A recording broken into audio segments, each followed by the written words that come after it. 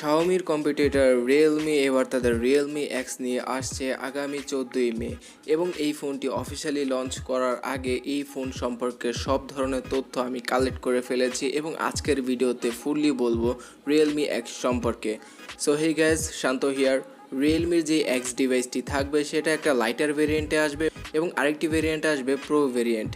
তো lighter ভেরিয়েন্টটি launch হবে এবং লাইটার ভেরিয়েন্টের ভিতরে আমরা স্ন্যাপড্রাগনের 730 অ্যাসোসিয়েট দেখা পেয়ে যাব।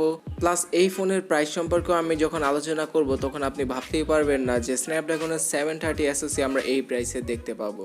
সো এই ভিডিওর নিচে লাইক বাটনে ক্লিক করে একদম শেষ পর্যন্ত এনজয় করুন। এর আগে রিয়েলমি অনেকবার আমাদের টিজ করেছে এবং রিয়েলমির এই ডিভাইসটির ফুললি ডিজাইন কিন্তু তারা নিজেরাই ভিডিও আকারে ছেড়েছে ইউটিউবে এবং টুইটারে। তো সেখান থেকে জানা যায় যে 6.5 ইঞ্চির একটি ফুল এইচডি প্লাসের অ্যামোলেড স্ক্রিন হতে পারে এবার তাদের রিয়েলমি এক্স ডিভাইসে এবং এই ডিসপ্লেতে থাকবে না কোনো নচের কাটআউট অথবা কোনো পাঞ্চ হোলের কাটআউট। তো বুঝতেই পেরেছেন যে এই ফোনে হতে চলেছে pop up selfie camera mechanism এবং এই ফোনের ডিজাইনটি কিন্তু Oppo F11 Proর মতোই এবং এই ফোনের ক্যামেরা সম্পর্কে বলতে গেলে 48 মেগাপিক্সেলের সেন্সর ব্যবহার করবে তারা এবং এই 48 মেগাপিক্সেলের ক্যামেরাটি সনির সেন্সর হবে নাকি স্যামসাংয়ের সেই সম্পর্কে তো এখনও কিছু জানা যায়নি। এবং সেকেন্ডারি ক্যামেরা হিসেবে একটি 8 মেগাপিক্সেলের আলট্রা ওয়াইড ক্যামেরা ব্যবহার করতে পারে অথবা 5 মেগাপিক্সেলের ডেপথ সেন্সর ব্যবহার করতে পারে পোর্ট্রেট মোডে ছবিগুলো খুব ভালোভাবে তোলার জন্য। তাছাড়া ফ্রন্টে থাকতে পারে একটি 20 মেগাপিক্সেলের সেলফি ক্যাম অথবা 32 মেগাপিক্সেলের সাথেও যেতে পারে রিয়েলমি এবার।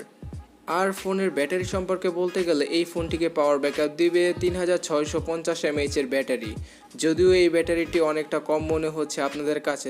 তো আমি আপনাদের বলে রাখি এই ডিভাইসটি ফাস্ট চার্জিং সাপোর্ট করবে, অর্থাৎ আমরা রিয়েলমি 3 প্রোর ভিতরে যেই বুক 3.0 চার্জারটি দেখেছিলাম বক্সের ভিতরে, তো সেই সেম চার্জারটি আমরা রিয়েলমি এক্স এর লাইট ভেরিয়েন্টেও দেখতে পাবো।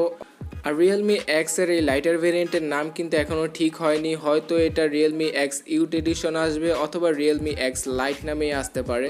তো এই জিনিসটাই জানিয়ে রাখছি আপনাদের। তাছাড়া এই ফোনের ডিজাইন হিসেবে এবারও প্লাস্টিকের ব্যবহার করতে পারে রিয়েলমি, কারণ এর আগেও আমি আপনাদের বুঝিয়েছি যে প্লাস্টিকের যে ম্যাটেরিয়ালটা রয়েছে সেটা ব্যবহার করার দরুন ফোনের উৎপাদন খরচ কিন্তু অনেকটাই কমে যায় এবং কোম্পানিগুলো আমাদের আরও সস্তায় ফোনগুলো দিতে পারে। তো প্লাস্টিকের ব্যবহার করবে বাট গ্লসি ফিনিশের সাথে কিছু গ্রেডিয়েন্ট কালারের দেখা পেয়ে যাব আমরা এই ফোনটিতে। আর ডিজাইনের কথা যেহেতু বলছি, এর আগে যেই সব লিক ইমেজগুলো এসেছে সেখানে কিন্তু আমরা এই ফোনটির ডিজাইন সম্পর্কে খুব ভালোভাবে জানতে পারি। আর এই ডিভাইসটিতে মাইক্রো ইউএসবি পোর্টের বদলে এবার টাইপ সি পোর্টের দেখা পেয়ে যেতে পারি আমরা এবং হেডফোন জ্যাক আর ডেডিকেটেড সিম স্লটের দেখা তো পেয়ে যাব আমরা এবং সফটওয়্যার হিসেবে out of the box Android 9.5 এবং রিয়েলমির নিজস্ব ওএস কালার ওএস 6.0 দেখা মিলবে।